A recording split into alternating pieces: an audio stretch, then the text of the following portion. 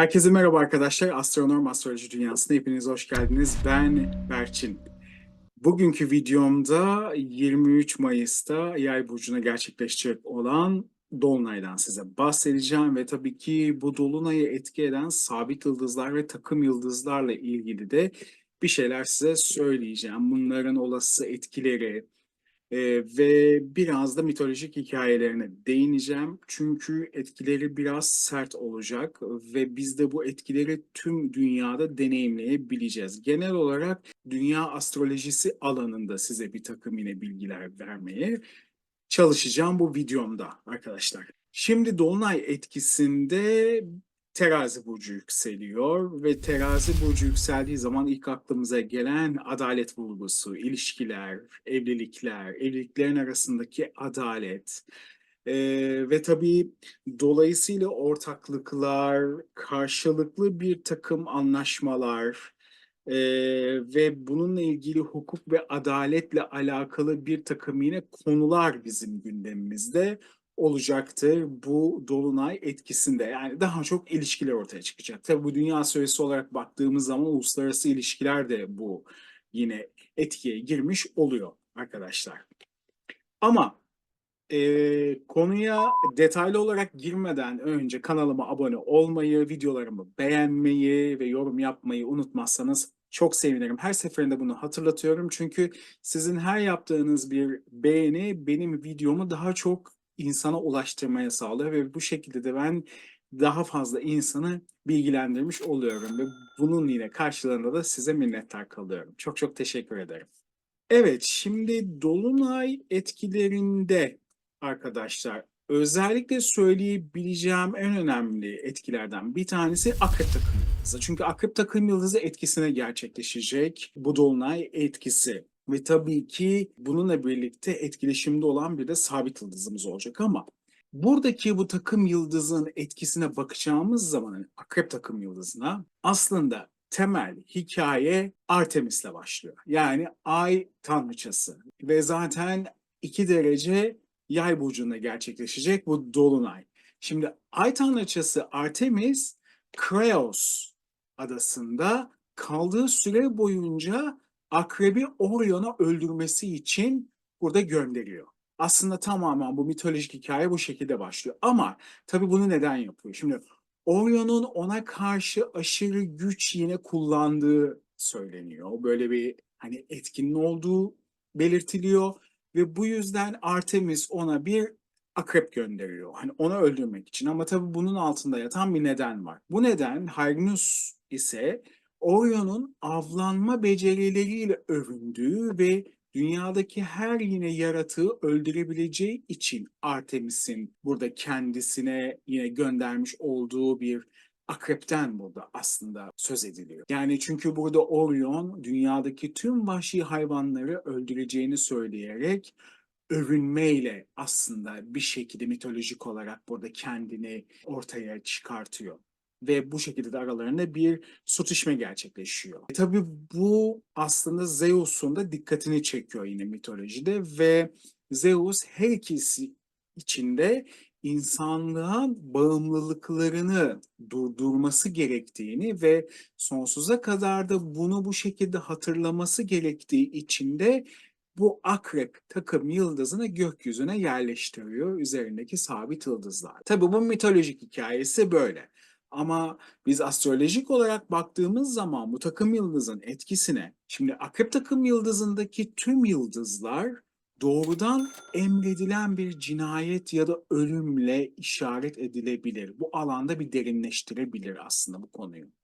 Çünkü bir akrep yıldızı üzerinde arkadaşlar bulunan yine gezegenin burada doğası bu konuda daha fazlasını anlatacaktır. Yani burada nefretin nedeni veya ölümler veya işte hani aralarında oluşan bir para, mülk, mal sıkıntısı ya da sorunları ya da bir tehdit de olabilir ya da güvensizlik ya da rekabet duygusu da bu konuda hani ortaya çıkmış olabilir. Tabii bu kötü bir yerleşimde hani akrebin aldığı hani etkilere hani burada bakarak hani takım yıldızının aldığı hani etkilere bakarak Hani önceden yine planlanmış bir cinayet ya da hani önceden yine karar alınmış bir öldürülmeyle alakalı bir yine temayı da ortaya çıkartabiliyor arkadaşlar.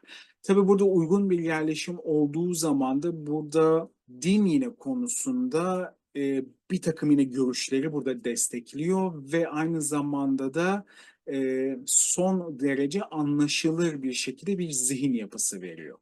Tabii burada yine akrebin yine şifacılık yeteneğinin olduğunu düşünürsek, hani bu alanda da aslında burada zehrinin o gücünü şifalanma alanında kullandığını da vurguluyor arkadaşlar.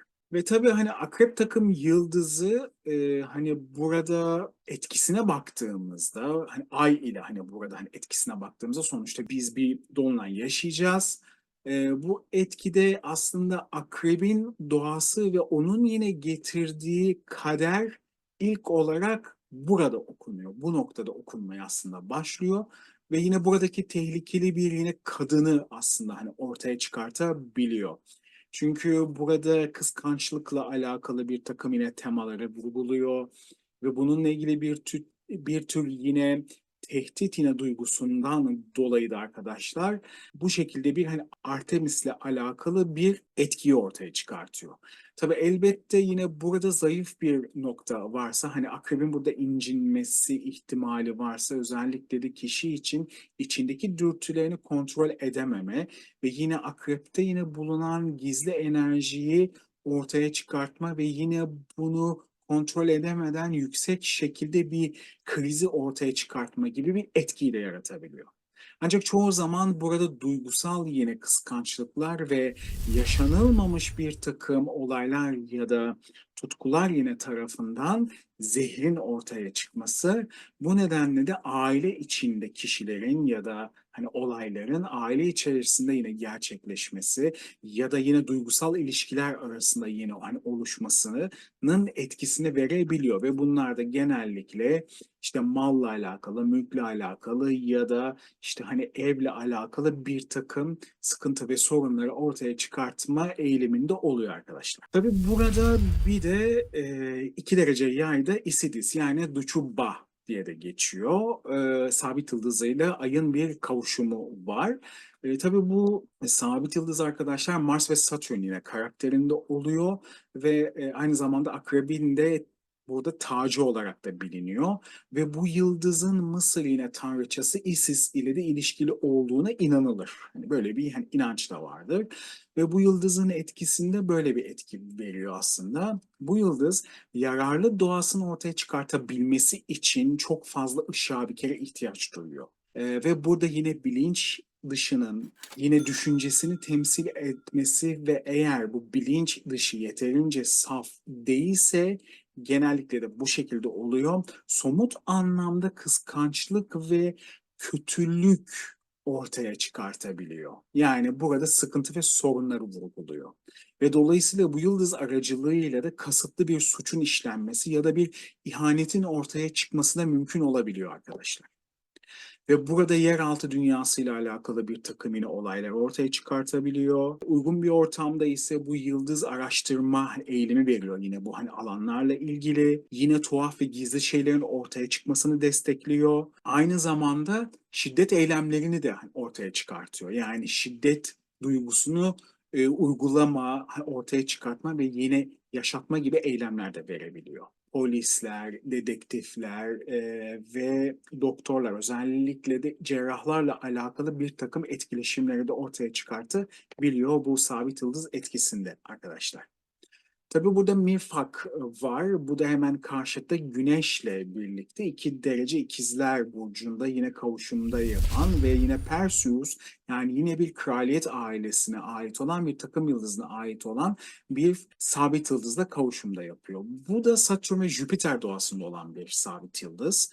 Burada savaşçı bir sabit yıldız. Yani burada vurgu, savaşmak, mücadele etmek, meydan okumak ama bu meydan okuma biraz böyle büyük etkilerle ortaya çıkıyor ve hükümdarların yani başta olan yine liderlerin burada bir takım olayları vurgulamasını ya da onların bir takım burada eylemler yine yapmasını vurguluyor aslında.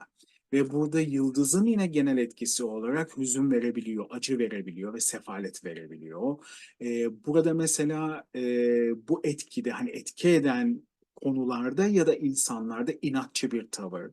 Ve burada yine kendi bildiğinden hiçbir şekilde şaşmama ve yine burada kendi bildiğini okuma gibi etkiler verebiliyor. Aynı zamanda da aceleci fikirler, hani acele karar alma ve bu kararları acele şekilde yürürlüğe sokma gibi eğilimler de mesela ortaya çıkartabiliyor arkadaşlar.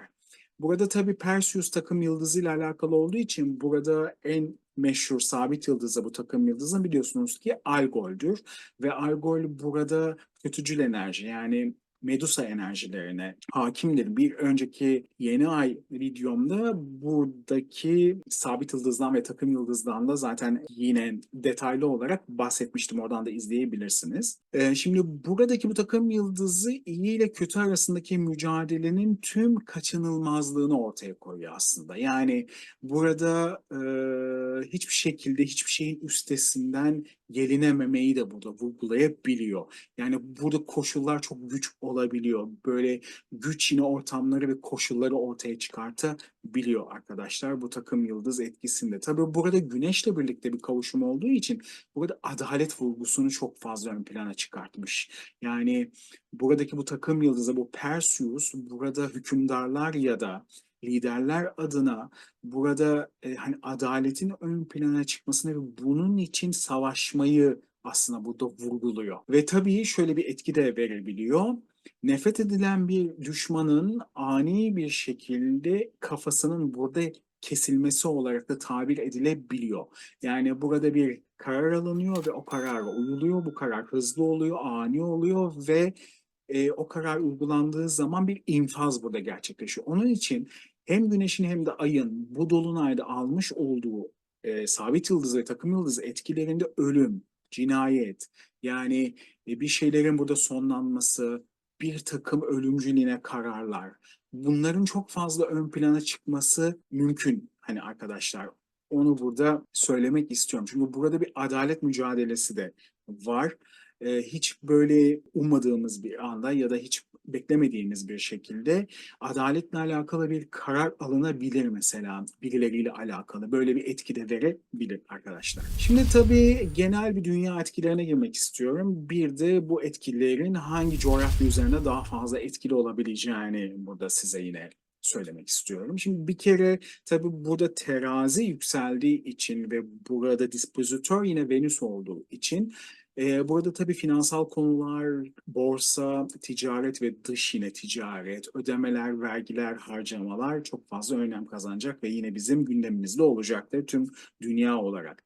Bir kere burada devletlerin vergi toplaması ve bu alanda sert yine yaptırımlar yapması ve buna devam etmesi gibi etkiler de mevcut arkadaşlar.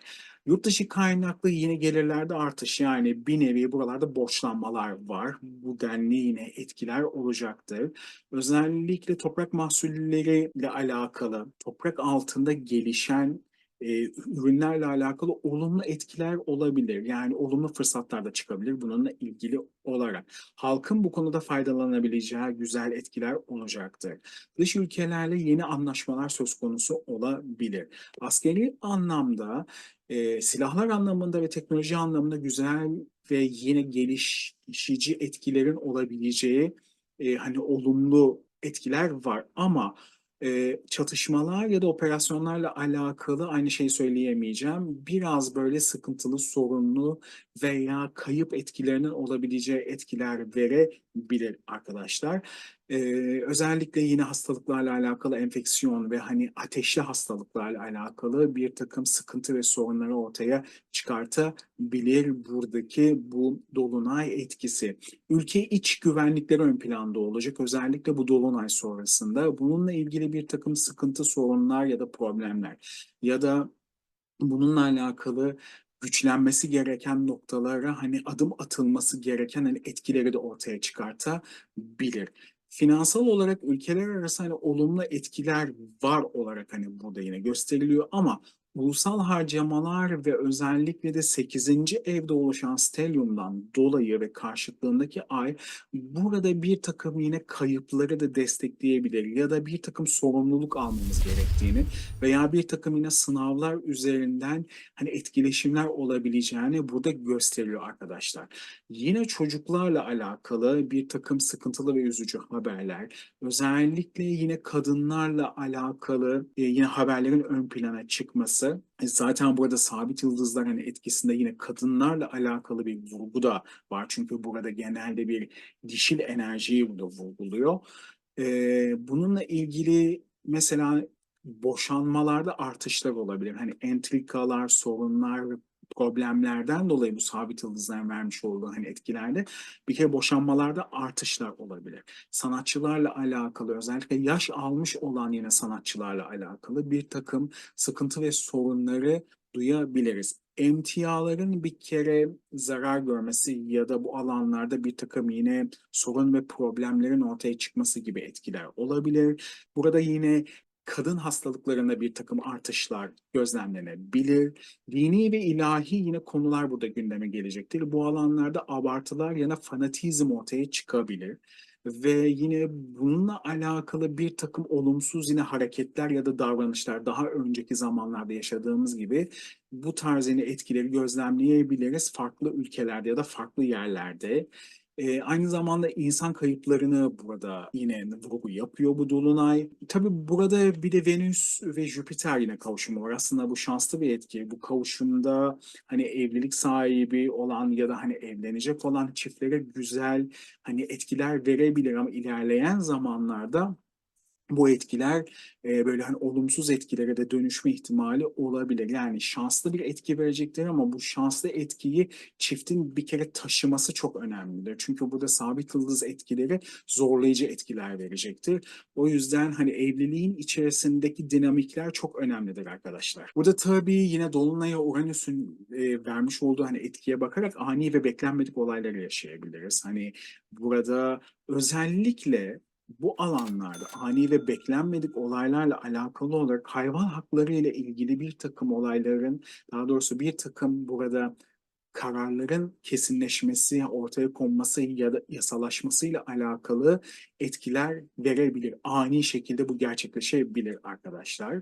Ulusal konular ön plana çıkacak ve burada maneviyat artışı olacaktır. Doğal afetler adına da bir takım yine riskli etkiler olabilir. Özellikle burada güneş merkezli haritaları incelediğimiz zaman burada Merkür'ün Uranüs'e yapmış olduğu bir karelemesi var ve bunun da yine karşıtlık etkisi Dünya ile olduğu için burada bir takım sismik aktivitelerde artışlar olabilir ya da yanardağ patlamaları şeklinde bir takım etkileşimler görebiliriz. Aynı zamanda da burada uçak kazaları risk teşkil ediyor. Özellikle uzun uçuşlarda yani büyük yolcu uçakları ve hani 10 saat üzerinden uçuş gerçekleşen lokasyonlarla alakalı çok dikkat edilmesi gerekiyor. Özellikle bu güneş merkezli haritalarda baktığımız zaman.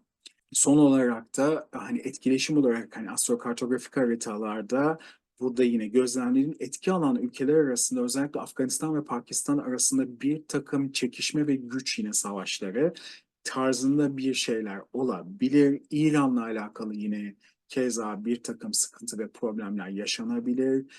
Rusya ve Kazakistan hattı yine aynı şekilde sıkıntı ve problem yaşayabilir. Yine Avustralya ve çok ilginçtir Papua Yeni Gine. Yani oralarda böyle sismik aktiviteler ya da depremlerle alakalı bir takım hani etkileşimler olabilir. Aynı zamanda da burada yine Amerika Birleşik Devletleri'nin ve yine Meksika'nın batı kıyıları yani Amerika'nın Kaliforniya tarafı etki alıyor arkadaşlar. Toplumsal olaylar ve yine doğa hani olaylarını bu şekilde deneyimleyebilir bu ülkeler arkadaşlar. Ve benim söyleyeceklerim bu kadar bu Dolunay videosunda. Umarım sizin için faydalı bilgiler olmuştur. Bir kere izlediğiniz için hepinize çok teşekkür ediyorum. Ve yine hatırlatmak istiyorum. Kanalıma abone olmayı lütfen ve videolarımı beğenmeyi ve yorum yapmayı unutmazsanız çok mutlu olurum. Hepinize tekrardan çok teşekkür ediyorum. Bir sonraki videoda görüşmek üzere. Hoşça kalın.